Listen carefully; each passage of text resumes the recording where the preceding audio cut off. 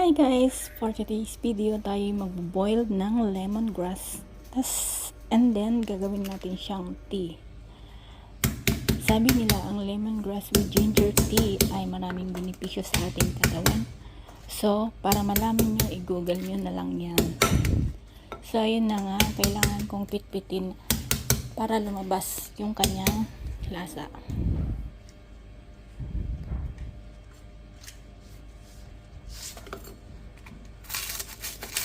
Hihiwain ko rin siya ng ganyan para mas mabilis na bumango.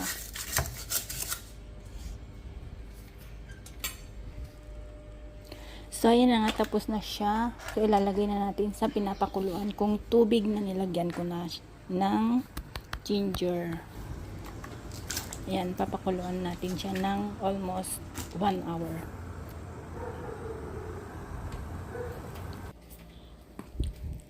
At syempre, lalagyan din natin siya ng konting sugar.